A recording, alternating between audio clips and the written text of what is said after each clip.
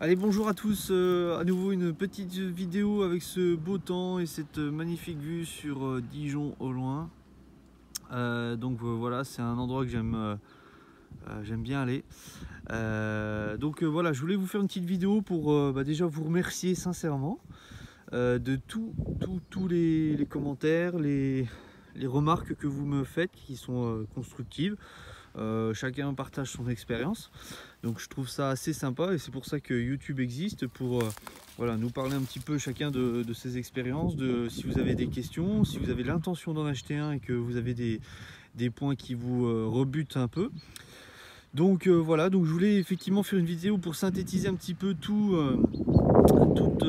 les questions qu'on m'a posées, un petit peu tout, revenir sur tous les points. Alors déjà je m'excuse, mais je suis allé faire une balade de 300-400 km aujourd'hui et j'ai un cimetière de moucherons, donc désolé, encore une fois je prends toujours soin de mes affaires, je vous rassure, mais là effectivement quand on roule, attendez, je vous l'allume quand même pour vous montrer ce que c'est. J'ai pas la clé proche de moi. Hop. Alors, il fallait que je mette le blouson proche, voilà. Donc là, vous voyez, au niveau de la bulle, c'est un petit peu ouais, un petit peu cimetière là. Alors, on va commencer donc effectivement pour le réservoir essence, parce que j'avais fait une remarque, souvenez-vous, sur la jauge à essence où je vous disais qu'on ne voyait pas forcément le témoin essence s'allumer, enfin c'était pas forcément très voyant. Et qu'on pouvait effectivement très vite tomber en panne, bien évidemment sans surveiller. Je voulais vous dire que effectivement tout le monde fait la remarque comme quoi le réservoir essence est petit, c'est pas assez. Je suis d'accord, je partage aussi cet avis là. Le seul point qu'après j'avais vu effectivement, c'est que sur le Scoot on est, comment dirais-je, on est sur voilà, quelque chose de super équilibré, donc on ne peut pas mettre non plus des réservoirs de 25 litres, même si effectivement 5 litres de plus serait quand même mieux que les fameux 15 litres qui sont prévus. Voilà. Ça c'était le premier point de vue. On m'a posé aussi la question au niveau du gabarit. C'est-à-dire, est-ce qu'on peut se faufiler assez facilement en ville? Très franchement, oui, je trouve. Moi, c'est ce que je disais sur les précédentes vidéos. J'ai ma compagne qui est derrière moi, je la sens pas, très peu. Donc non, je trouve que c'est un scooter, encore une fois, ça rejoint l'équilibre, qui est plutôt bien fait. Après, tout dépend comment on conduit. Après, je vous cache pas que moi, voilà, je fais 1m88 et pas loin des 90 kg. Voilà, après, quelqu'un de plus léger, ça risque de... Voilà, il faut s'en occuper quand même, hein, du scoot, hein. Il faut s'en occuper. Voilà, oui, donc là, aux fameuses remarques par rapport à la pluie, vous savez ce que je vous expliquais, que comme quoi effectivement ici il y avait une prise d'air et que les gouttes d'eau qui venaient s'accumuler ici venaient tout simplement mouiller notre corps. Donc je vous ai pas montré ça l'autre jour, la différence de hauteur, donc je vais essayer de vous la montrer. Donc en fait effectivement la bulle ici est plus basse que le petit déflecteur ici à l'intérieur. Et ça, si vous voulez, effectivement, a fortiori avec la pluie, même si la bulle, alors j'avais dit le pare-brise l'autre fois, mais la bulle est très protectrice, pardon. Je trouve qu'effectivement il y a juste ça au niveau de la pluie, où c'est vrai que c'est un petit peu chiant parce que, encore une fois, les gouttes passent par là et puis ça, avec le vent, effectivement, ça vient vers nous. Voilà. Que vous dire d'autre aussi?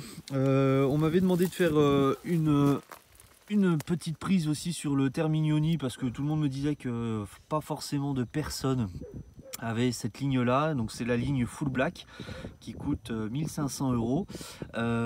Je suis un petit peu dégoûté parce que dans les virages je me suis rendu compte que je l'avais fait frotter. Donc ça voilà, c'est pour vous dire que ça frotte vraiment partout, le T-Max.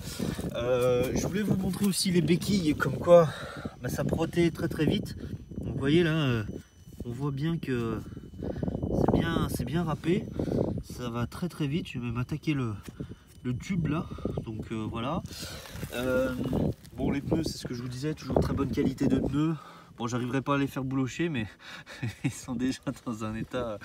Voilà, c'est de la gomme tendre, hein. C'est vrai que ça va plutôt vite. J'ai regardé le témoin, ils sont tout neufs, mais je vais vite les bouffer, je pense. Voilà. Aussi, ce qui a frotté, je me suis rendu compte, c'est ce petit boîtier là, ce petit carter là, juste ici. Je sais pas si vous voyez bien. Vous voyez là, dans un virage, ici. Bien évidemment, l'autre béquille de l'autre côté, ici. Voilà, on a toujours un côté où on est plus à l'aise que l'autre, et puis la fameuse béquille, comme je vous l'ai montré ici. Voilà. Donc voilà. Qu'est-ce qu'on m'avait demandé d'autre? Oui, au niveau de la reprog, parce que ça apparemment ça vous a un petit peu posé des questions. Alors en fait, si vous voulez, pour tout vous dire, moi j'en ai une utilisation quotidienne de mon T-Max. Donc ça veut dire que je veux pas quelque chose qui casse, je veux quelque chose de plutôt fiable. Vu que c'est un scooter neuf, c'est pas un véhicule d'occasion, je m'en fous pas, donc voilà, il y a quand même les garanties constructeurs, etc., etc. Tout ça pour vous dire que j'ai un seul diplôme dans ma vie, c'est le diplôme de mécanique. Donc je sais de quoi je parle, et je dis pas que les variateurs ça fragilise le moteur, c'est juste que moi j'ai pas envie de... C'est quand même un entretien un petit peu plus soutenu qu'un entretien, enfin un variateur d'origine, pardon. Donc j'avais décidé tout simplement de mettre un boîtier supplémentaire, donc de chez Dinojet, un Power Commander qui a pour but d'optimiser le mélange air-essence, parce que c'est ce que j'expliquais dans la précédente vidéo. Le mélange air-essence n'est pas optimisé sur les scooters, enfin sur tous les véhicules, si vous voulez, même les voitures, parce que les constructeurs ne veulent pas que ça casse. C'est pour assurer la fiabilité et la longévité et la pérennité du véhicule. Donc là, en l'occurrence, pour le scooter, si vous voulez, moi j'avais dit je mets un boîtier Power Commander. Pourquoi? Parce que déjà j'ai la chance, et ça c'est un point très important, c'est que j'ai un ami qui a l'habitude de poser ces boîtiers là, qui a un banc d'essai. Donc ça joue beaucoup, parce que c'est vrai que si on n'a pas de banc d'essai, bah c'est très difficile. Alors tout le monde me pose la question, sage 1, sage 2 ou sage 3. Très franchement, je vais vous dire franchement, je vais optimiser pour que je baisse en conso d'essence et que je trouve que le scoot marche. Donc on va optimiser au maximum, hein. Je vais demander à mon ami qui réglera ça avec son côté perfectionniste au mieux possible. Donc je ne sais pas combien exactement, si c'est un stage 2, un stage 3 ou voilà, mais je veux quelque chose qui marche. Je veux quelque chose qui remplisse le T-Max plutôt sur le bas. Voilà, parce qu'on avait toujours dit qu'on a un petit trou vers le bas, et moi je fais de la ville. Il y en a qui vont me dire oui, mais le variateur c'est mieux. Oui, c'est possible, mais d'habitude je suis plutôt du genre à voilà, avoir le dernier cri, le dernier truc, etc., etc., monter mon scooter équipé, etc. Mais là franchement j'ai pas envie, parce que je me dis que si je commence à partir là-dedans, je vais aller trop loin, et c'est quand même un outil pour aller travailler, et je n'ai pas envie de me tuer parce que je suis un petit peu foufou. Ça rejoint aussi un petit peu le fait pourquoi je ne fais pas de vidéo en caméra embarquée, parce que j'ai pas envie de prendre de remontrances de la part des autres, et je sais que voilà, je suis pas un foufou non plus, mais ce que je veux dire dans le sens, c'est que chacun roule comme il veut, et j'ai pas envie de rouler à 50 parce que je fais une vidéo en ville, etc., etc., ou que il m'arrive quelque chose.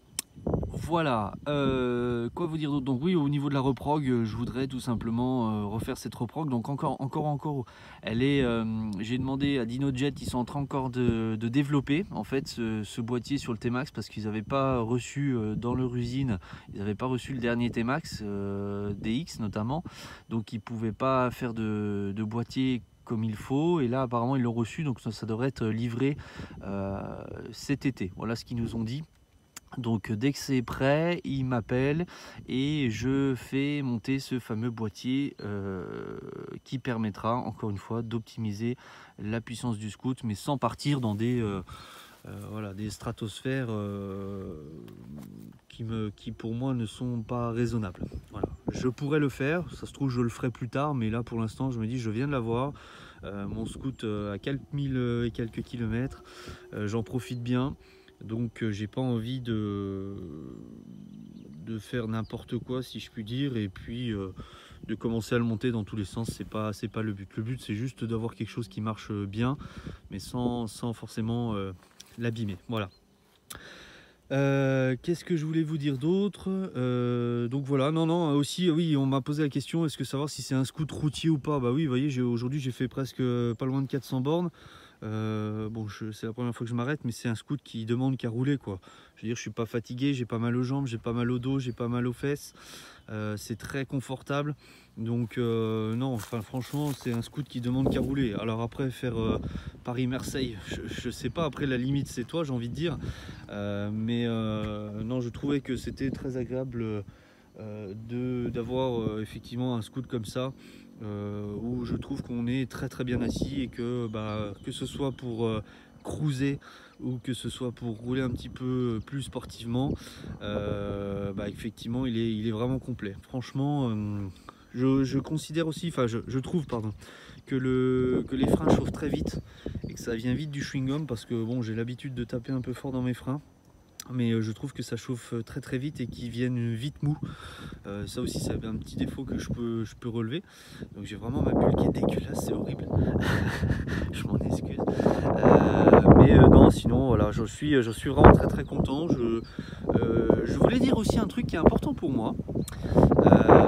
C'est tout simplement au niveau des signes avec les motards. Je trouve très dommage que certains motards ne nous considèrent pas, les gens qui ont un T-Max, comme des vrais motards. Ça, c'est vraiment dommage. Alors moi, sachez que je fais le signe après à tout le monde, mais je trouve un petit peu dommage, ouais, effectivement, que les gens ne nous disent pas forcément tous bonjour. Il s'avère que quand je roule avec des amis ou des membres de ma famille en moto, comme par hasard, tout le monde me fait signe. Bon, après, je suis au milieu du groupe et et il y a plus de motos que de T-Max, mais non, après je trouve que voilà, c'est un petit peu dommage que les gens ne nous fassent pas signe et qu'ils ont un a priori et qu'ils ont cette image sur les T-Max qui ne sont pas forcément représentatifs. D'ailleurs, à ce sujet, j'aimerais tout simplement que vous me fassiez des petites remontées de votre côté pour me dire si voilà, quel âge vous avez, et puis si votre scoot, vous en avez une utilisation pro ou perso.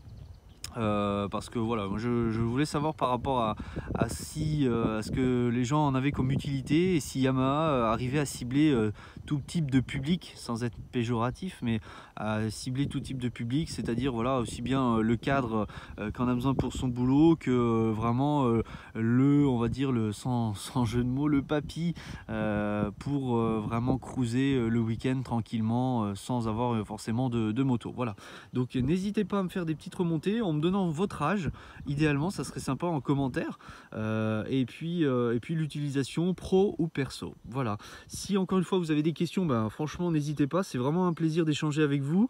J'apprécie vraiment, franchement j'apprécie vraiment.